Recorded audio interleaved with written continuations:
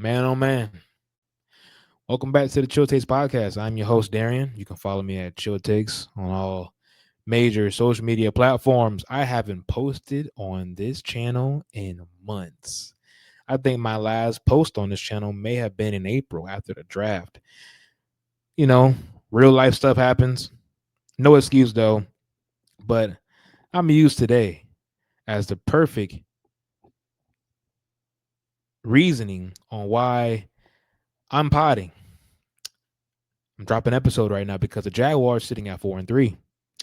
My Jacksonville Jaguars, if you're a fan, Jacksonville Jaguars are sitting at 4-3. And by the way, this is not a Jaguar based channel. However, I can speak more in detail about my team and have less notes to jot down on why, this team is the way it is right now. And it sucks that it takes for it to be 4-3 after a dismantling of a loss across the pond in London. But hey, we're here. And I need to do a better job of talking about my team in general when we're not just doing bad. But nevertheless, though, we're here. And let's get right into it, man. The Jaguars just got their asses handed to them 35-7. Damn near 35-0 if we're keeping it a buck. This was, it's funny. One of my close friends, shout out to my boy Nard, he's been hitting me up, during these Jaguar games, what I'm saying, commenting here and forth, we have our dialogue because I'm in the main group chat with a lot of Jaguar haters and non-Jaguar fans, stuff like that. You need a breath of fresh air to talk to someone that understands the struggle, right? What we're going through, wins or losses, right? And today he said, we stink. We're down like 14-0. And I was like, nah, bro, we don't stink. I said, they're pretty much going into what I expected, right? I didn't have this team winning no more than 6 to 7 games this year, right?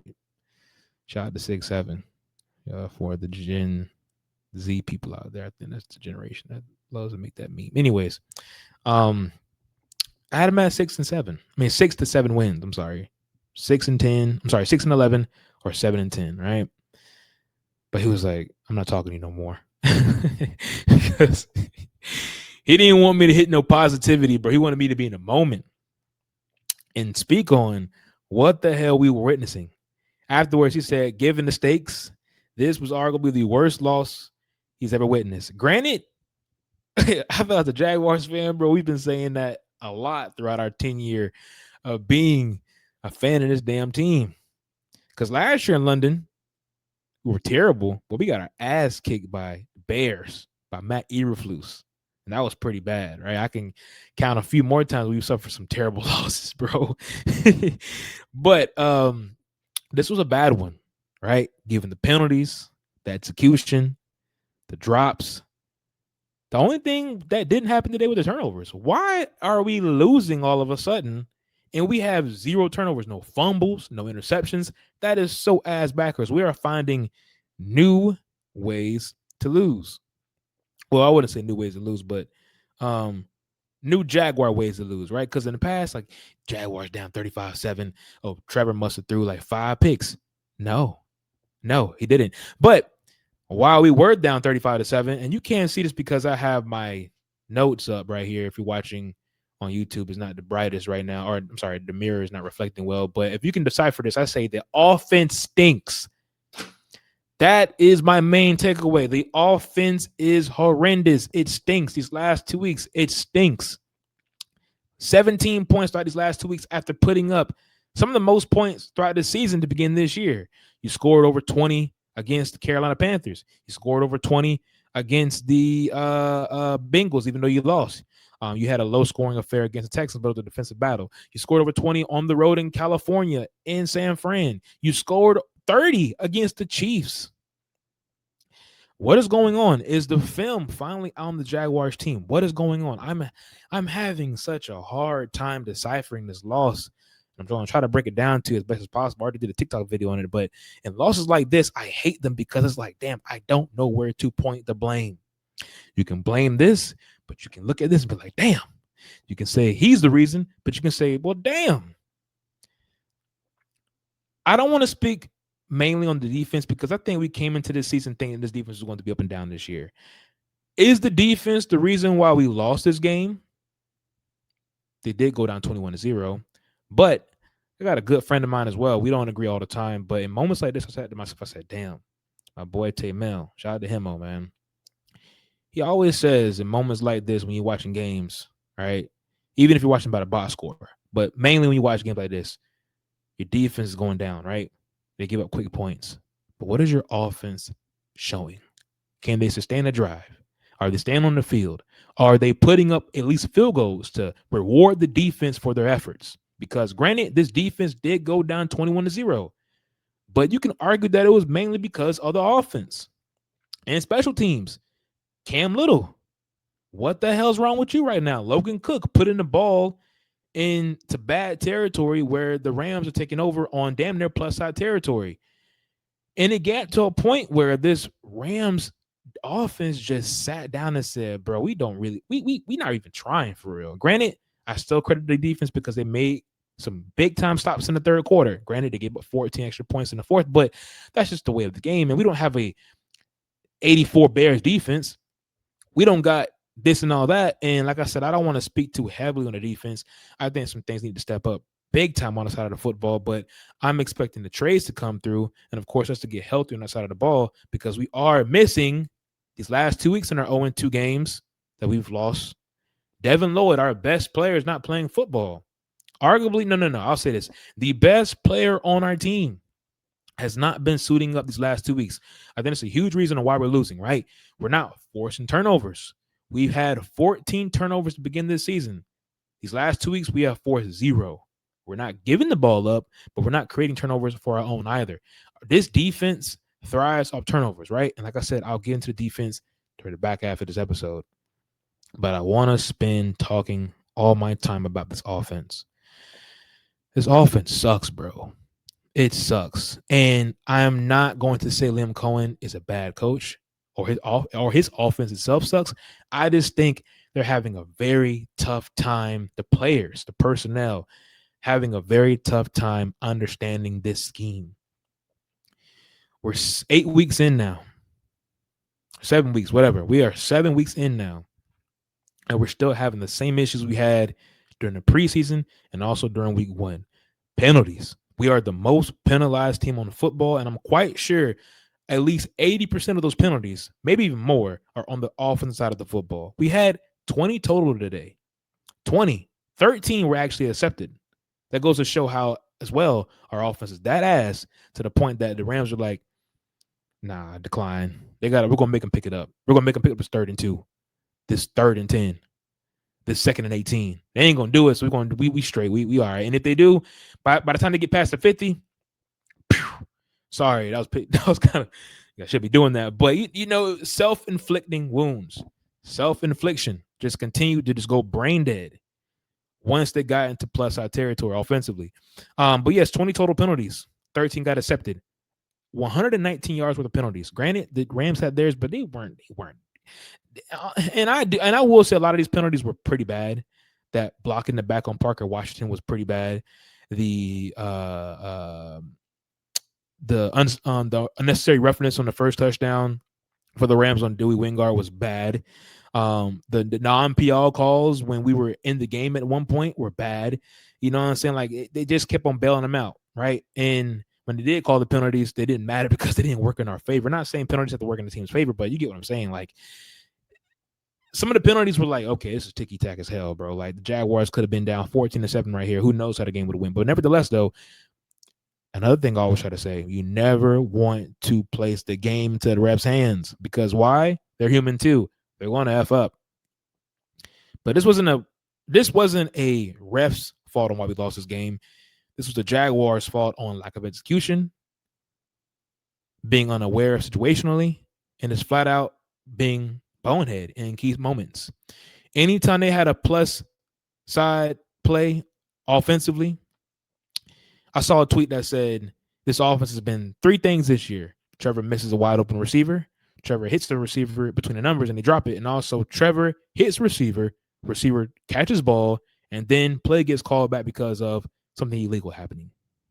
This team cannot get out their own way penalties. And I think I am more so frustrated with that because the offense will have its ups and downs, man. Now, every game's going to be perfect. We don't have the Pro Bowl caliber personnel, all pro personnel on the side of the football.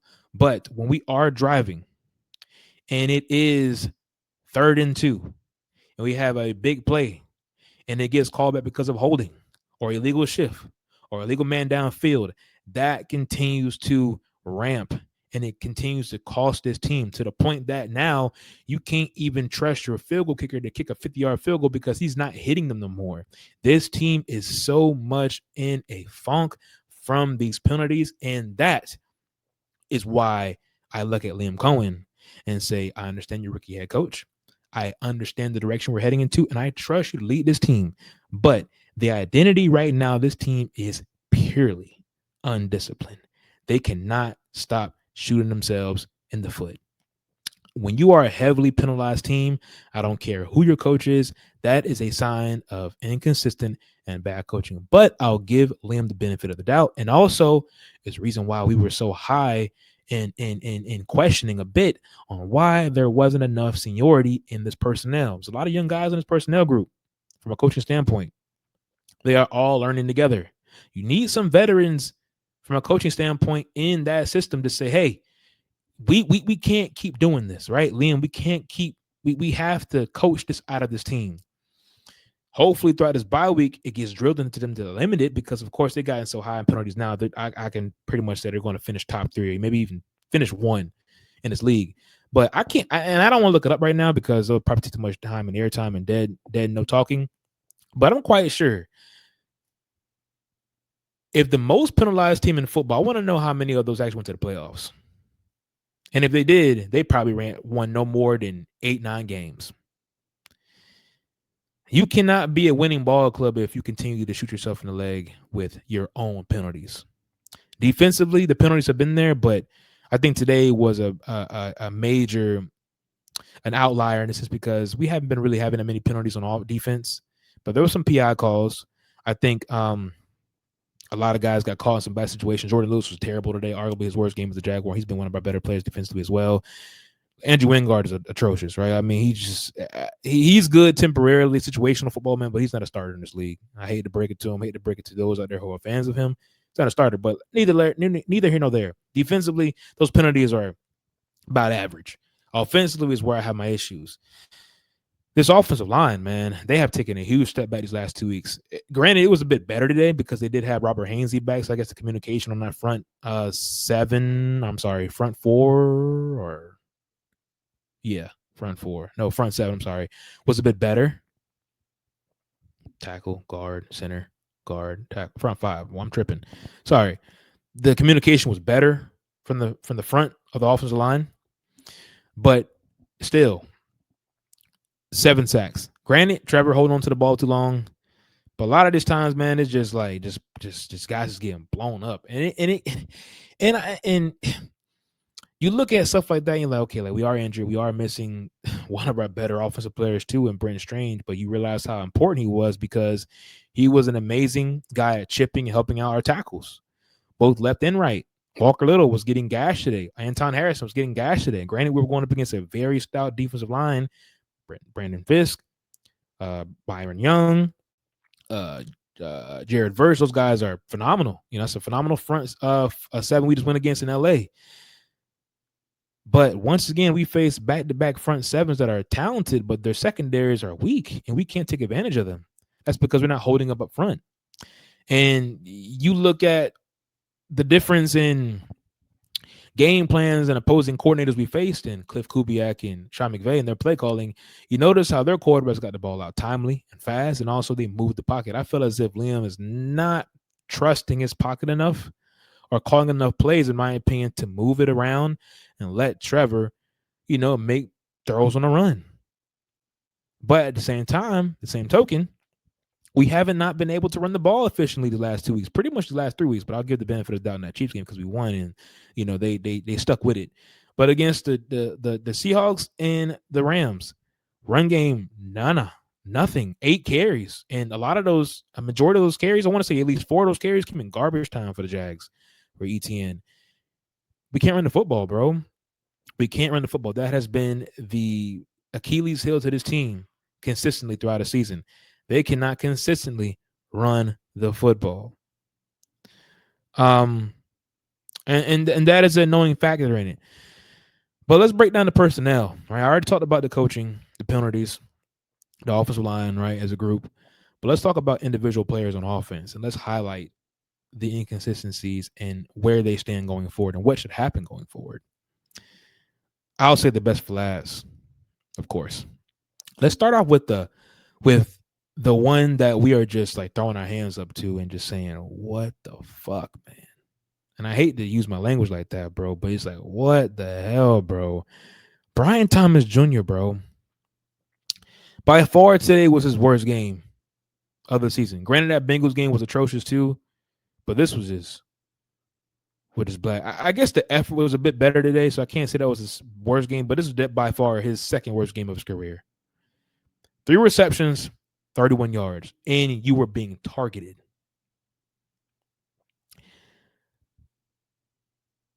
In the group chat, of course, I'm in. You know, they make their jokes. They say BTJ is not a 1. I get that. He may not be a 1 anymore. They say that, you know, his game wasn't built to be a possession type receiver. Neither here nor there.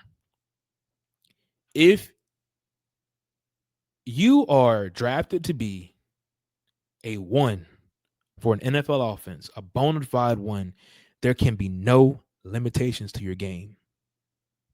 If you want to get paid as a 1 in this league, there can be 0 limitations to your game. You must be either elite at a few things or great at all.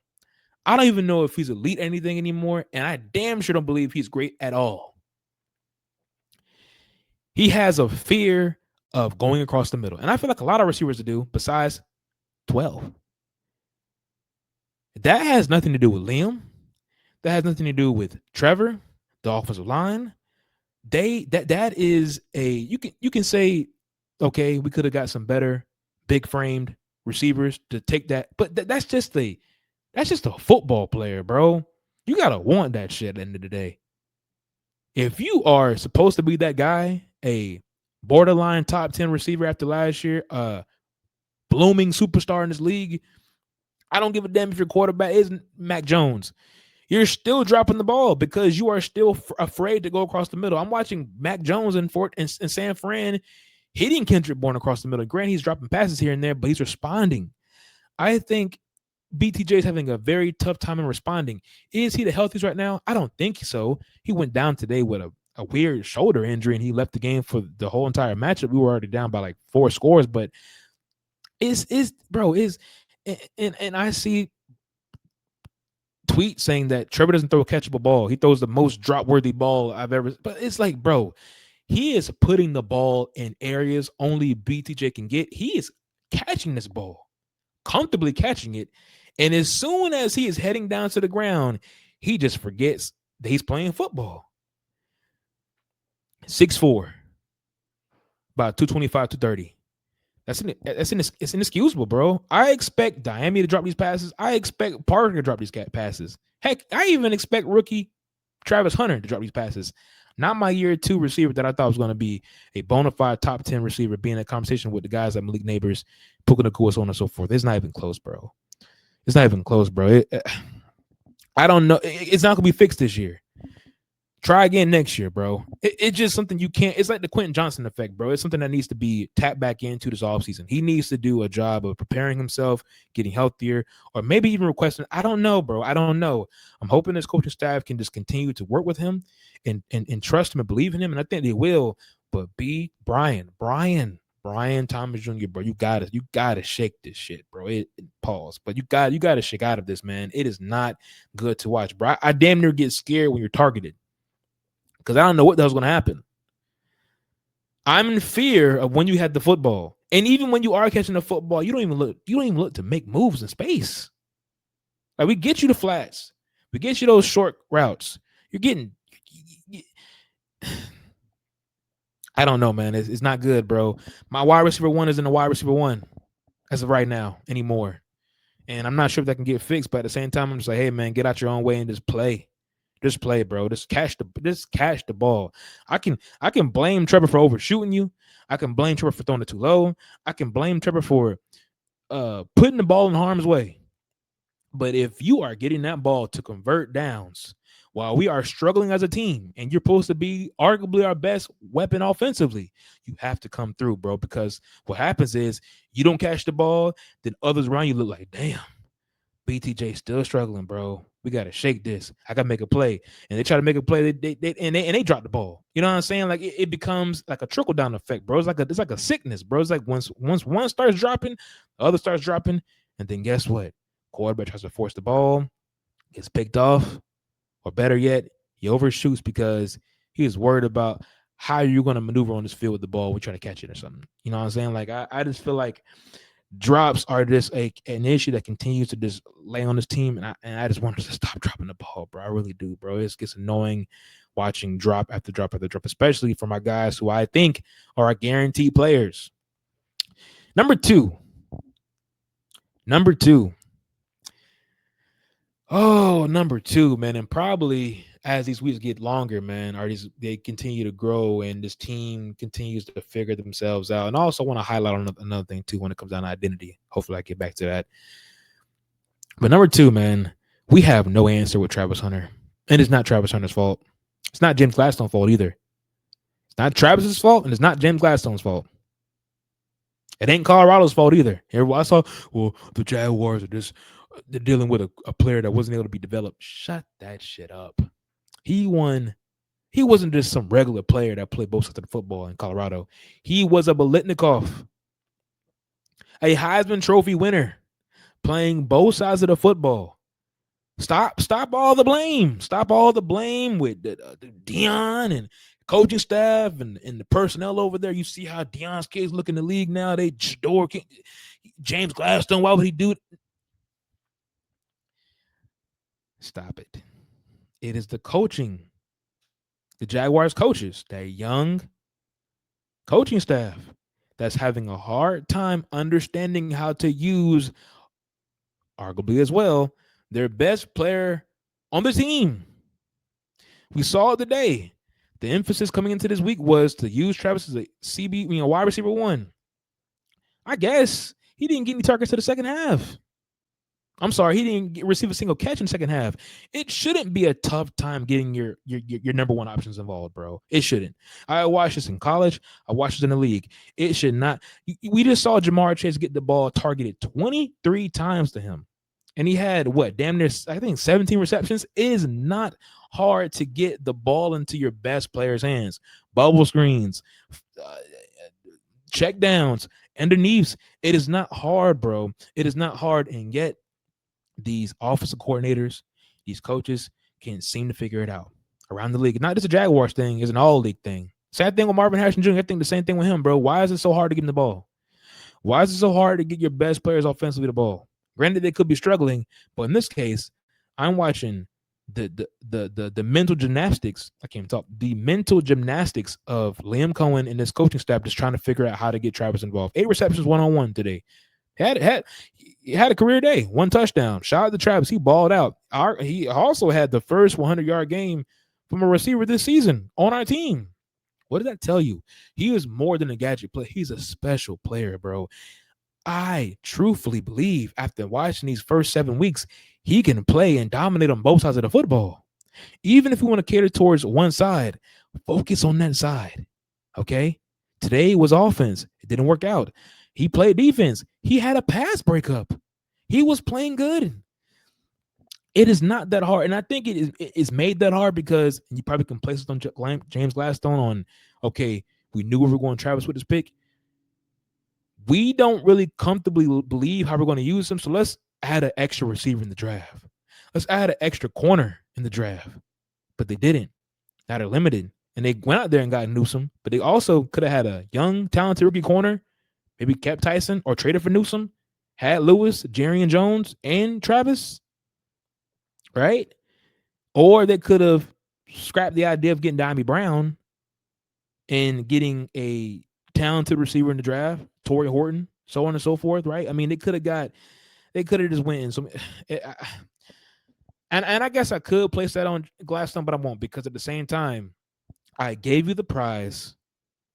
I made the bold move, and you guys are struggling to utilize this player to the point now that he is not receiving many snaps on either side of the football. He's just out there running, jersey clean. He just out there, bro. There needs to be a plan with Travis going forward after the bye week. I gave it to the bye week. I said after the bye week, I hope to see a solidified plan. I said I know it's gonna be tough throughout these first 7 weeks, and I also wasn't complaining because we're winning, and I'm still not like, but it's starting to brew because we're 4-3, and I'm not mad about being 4-3, right? Like I said, I only had them winning 6 or 7 games this year, but it's the way we're losing now, and also I'm looking at like, bro, can we at least lose? We're getting 12 the ball and letting them go around and make plays. He's not hurt. He's healthy. He's not out of shape. He's attentive. He's out there just playing carefree, fun, joy football. He is playing good. Shout out to Parker Washington, though, man. I had to retake my opinion on him, man. He's a baller. He's not the most physically gifted, but he's definitely the toughest working guy on our offense, and especially in the receiving core. He's a football player. I wish BTJ had the mindset of Parker Washington. Parker plays above his means. He could have had another kickoff return today. I'm sorry, punt return today. 4 receptions, 52 yards. He played great football, man, given his role. Dimey Brown, you're just a one-trick pony, man. I hate to say it to you, you're a one-trick pony. Maybe BTJ is too, but Dimey Brown, bro, we got to see less Dimey snaps, more Tim Patrick, more Parker, more Travis Hunter snaps. Hell, I hope they even bring in a receiver for the cheap for a 6th-round pick, man, because I don't want to see Dimey out there. I think he should be special teams and deep opportunities only. Okay, let's talk about the last thing on this 3 things I'm having a gripe on. I'm sorry, 4 things I'm having a gripe on. All right, I said Liam, BTJ, Travis, usage. And now the last thing, and it's going to take up a lot of time, probably like the next 15, 20 minutes. Trevor Lawrence, man. And I am a huge Trevor defender. I'm going to start off by saying that. I believe in him still. But I'm watching him play, and I feel like he is just overthinking everything right now, bro. Overthinking to the point that, like, he is starting to look rookie-ish. Like, I hear the chatter from the outside noise, and granted, I do believe it comes at a cost, because he'll have his moments where he's playing great. He'll miss a few throws like every other quarterback does in the league, and then the commentators are, "Oh, this is why we can't put faith in the trap, Trevor Lawrence, and he can hit a deep shot, whole shot down the field for 30+ yards, but he can't hit the check down to hunt alone. Oh, this is why." And I know he hears the noise, man, and it's frustrating, bro. But there's moments where in this game is like, damn, dog, we just look limited. He looks like he's just timid, bro. And I understand it's a new offense, and this is for all the players too. It's a new offense, and I feel like he doesn't have the trust in his guys outside of Parker and his tight end, Burton Strange. He doesn't have his safety blankets out there. He doesn't have a run game to lean on. But it's just something, bro. I don't know what it is, bro. Just today was a under 40%. I'm sorry, under 50. I can't even talk. Under a 50% completion percentage is unacceptable, bro. It's just, I don't care who it is. Like year 5, the contract, I get all that, bro. And yes, there were drops today. And yes, a lot of those plays got called back. But, bro, 47.9%, that's arguably the worst percentage he's had in his career. And I don't think he played that bad.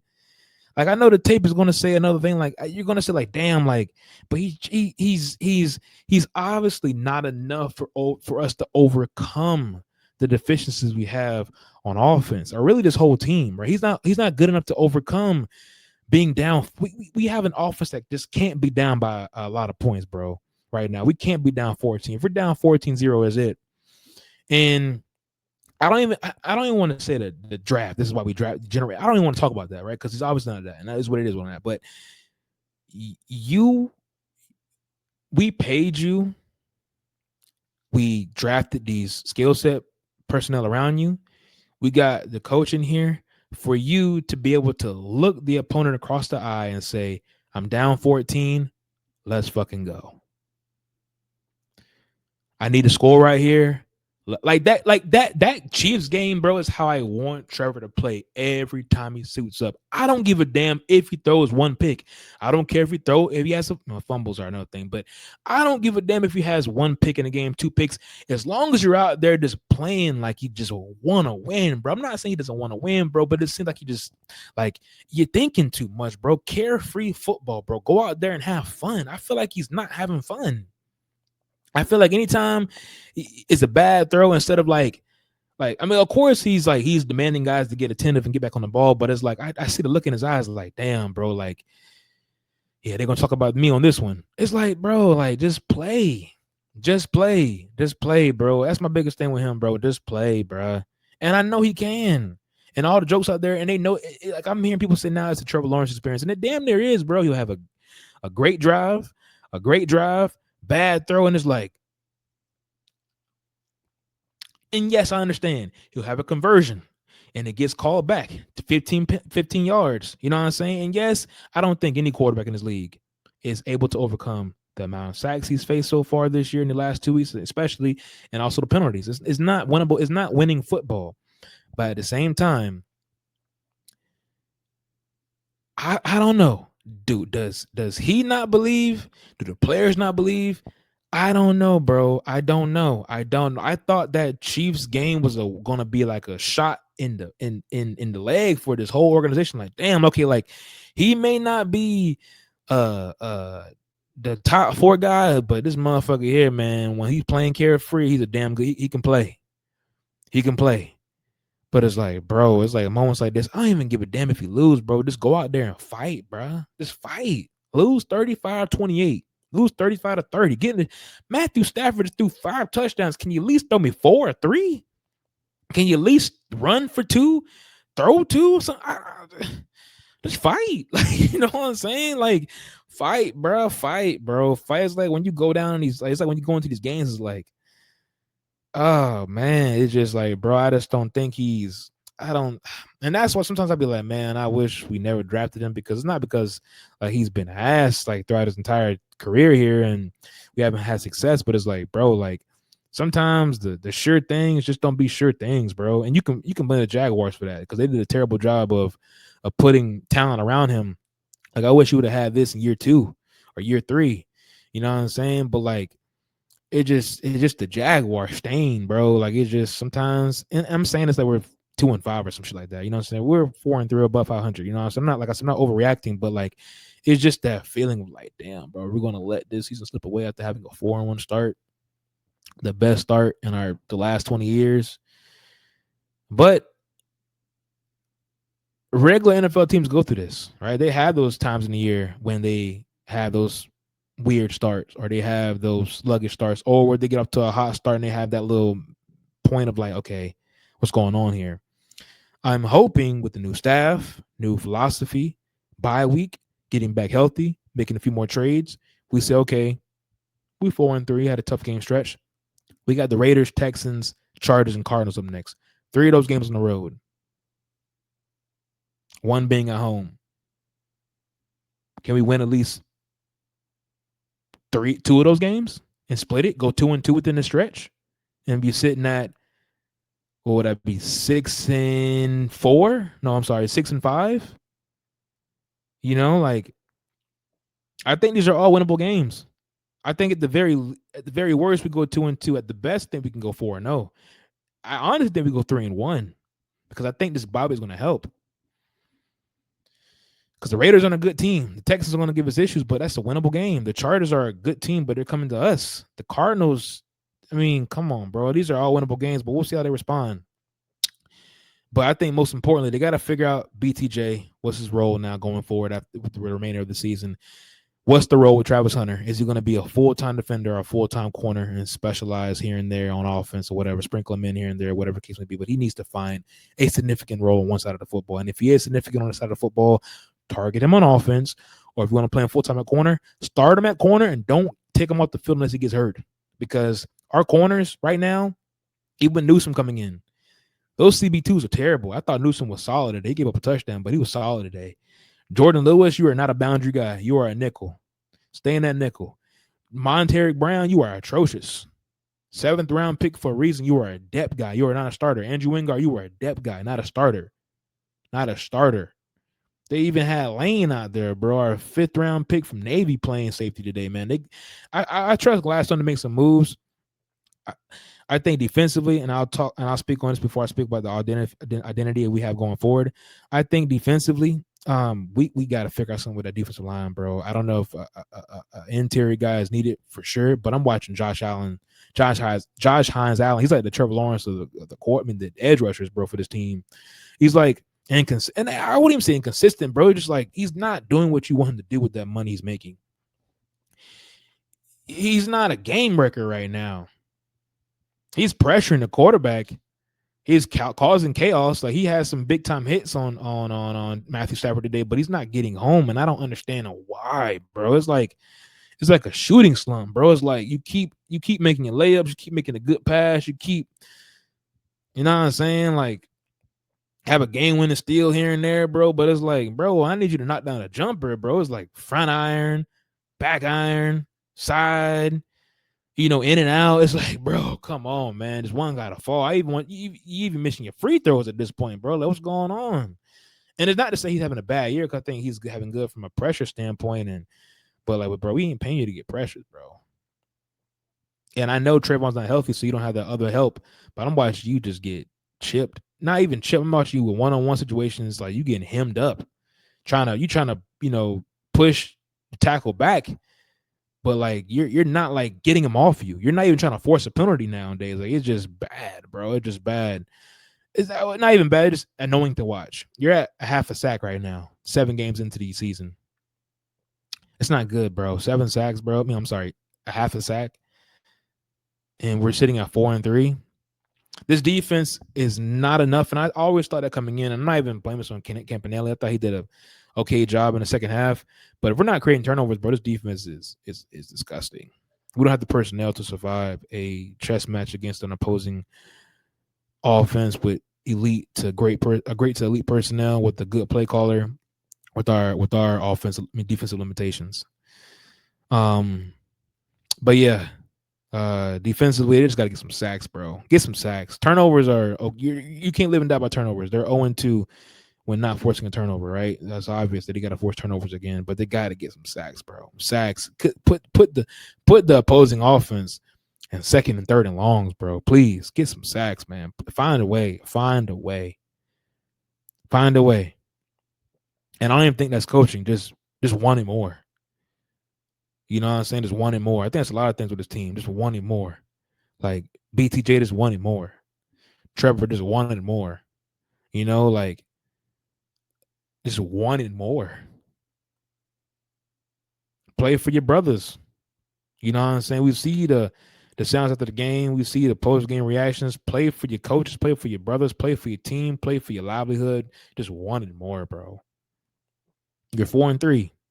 It's really good, given the games you played and the opponents you faced. Still hard to decipher if this team's good or bad or not. They're kind of trending towards bad right now, but nevertheless, though, it's wanted more. And lastly, I want to close this out by saying they got to refine his identity. I thought their identity was going to be a run-first defensive team that forces turnovers, but they haven't done it the last 2 weeks. But they got to figure it out, their identity, and continue to push that going forward.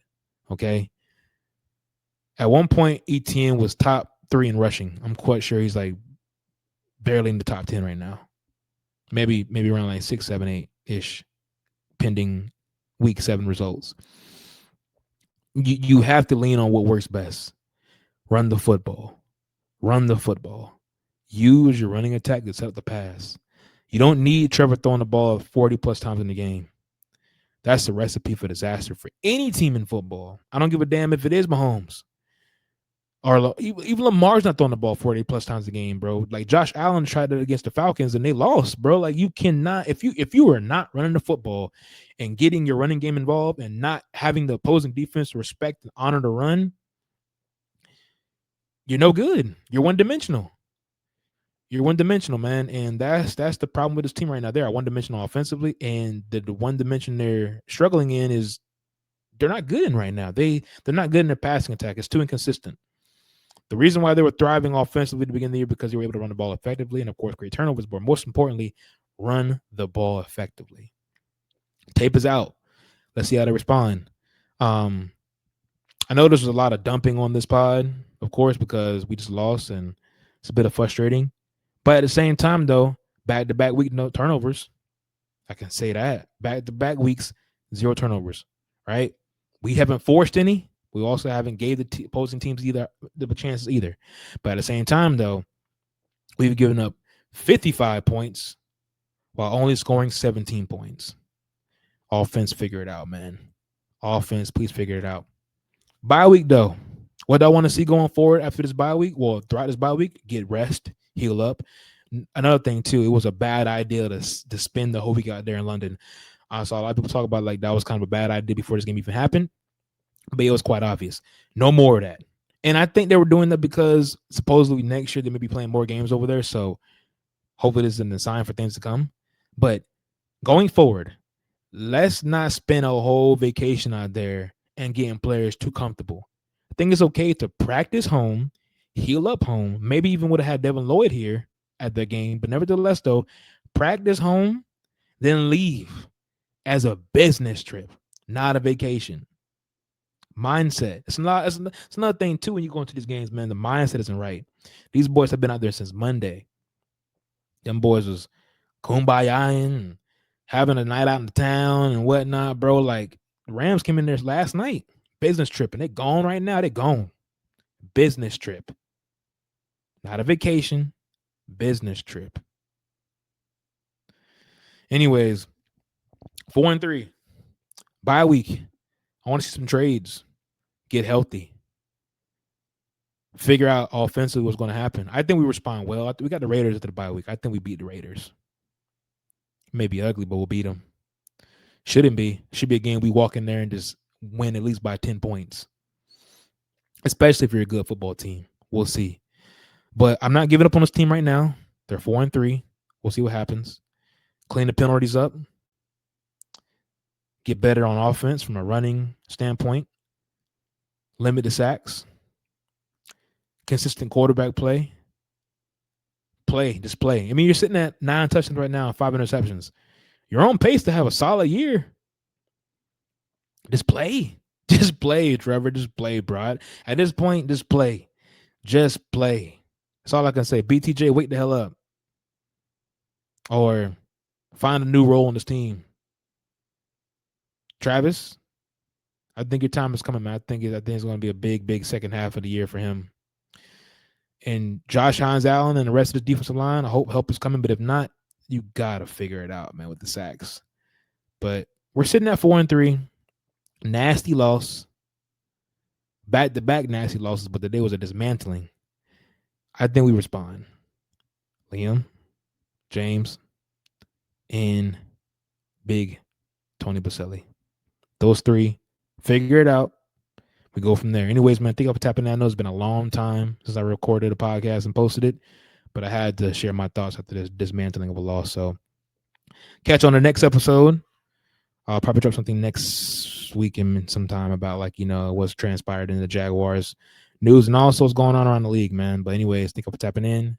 Until next time, that is wrapping. Also, please make sure you follow me on all major social media platforms. Show takes across the board.